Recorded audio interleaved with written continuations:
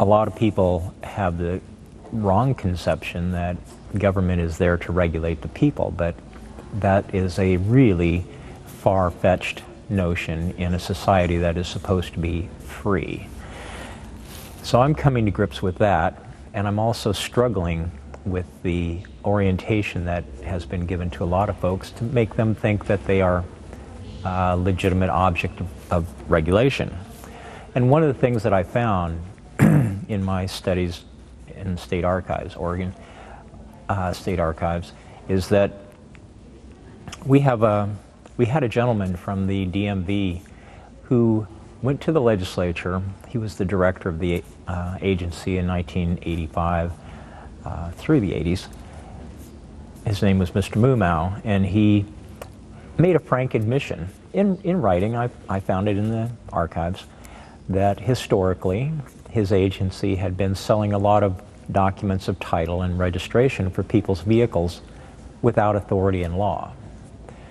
Not only did he admit that in his opening statement to the committee, but he proposed a law to raise revenue by allowing his agency to continue to do what had never been legal before. And as a revenue-raising measure, constitutionally speaking, it should have been, had to be, a House bill, but it came out as a Senate bill, so it didn't go through the process. It didn't fit the screen. So right off the bat, we have this gentleman admitting in writing that he'd been engaging in illegal conduct, or his agency, and an overt effort to cover it up by putting a Senate bill on it, a Senate bill number on the idea, so that it wouldn't be analyzed. I started talking about this. I started making noise about this. I started asking hard questions that nobody wanted to answer. And last year, I was arrested by 5 different jurisdictions, state police, a couple of counties, a couple of city police departments, with guns drawn at a routine traffic stop where there was no traffic violation committed, no tickets issued. As a result of being taken into custody, I eventually was sent to the Oregon State Hospital on the pretext that I might not be able to aid and assist in my own defense. Pretty ludicrous, because I have a fairly extensive history as an activist of defending myself, sometimes more successfully than others, but at any rate, defending myself. While at the Oregon State Hospital, it came to my attention that somehow the attending physicians, the psychiatrist, had been tipped off about my research. And even though 2 psychiatrists who came to be recognized, identified as my attending physicians, even though they admitted that they had only spent about 20 minutes each with me on their own 2 separate occasions, not together, that they had concluded that I had a diagnosis of delusional disorder, and that my delusion or delusional pattern was comprised of believing that there's something wrong with the way DMV sells title and registration for vehicles.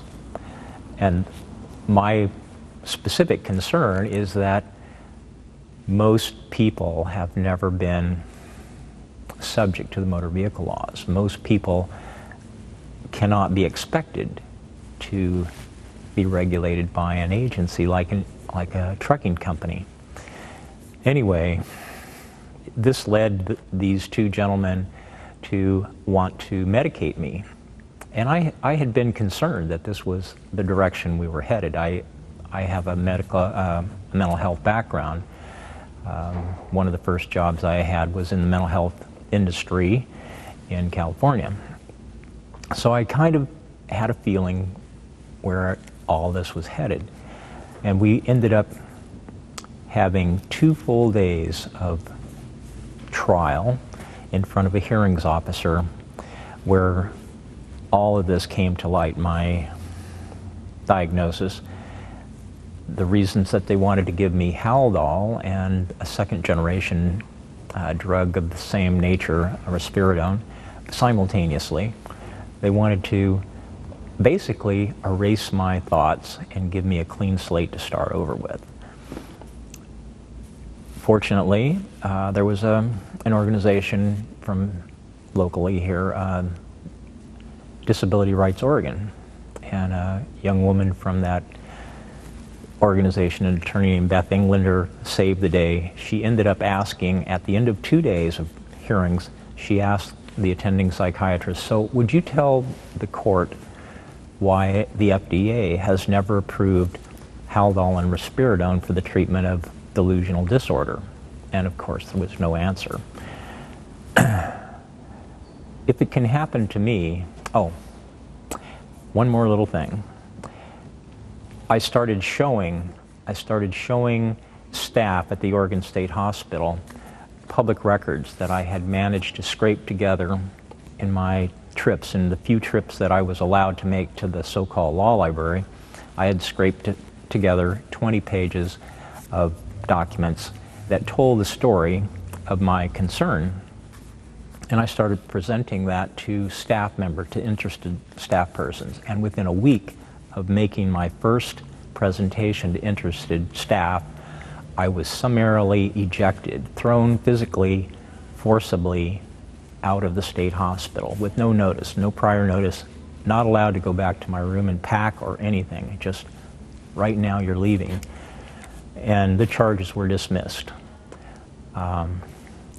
I should have thought of that before. I ended up spending 4.5 months at the Oregon State Hospital as a political prisoner. And when I started putting the heat on by educating the people that were imprisoning me, I was thrown out. I was barfed up. I want people to be aware that if it can happen to me, for just reading and wanting to share the results of my research, it can happen to anybody. Although there are not enough Beth Englanders to go around and protect all of us from forced medication. I want to caution people that this is going on, but not to give up, not to hide under a rock. We need to speak out, we need to read, we need to become more aware of what's going on in our lives, what's going on in our society. There are forces who are taking advantage of our ignorance, and you can't afford to be ignorant.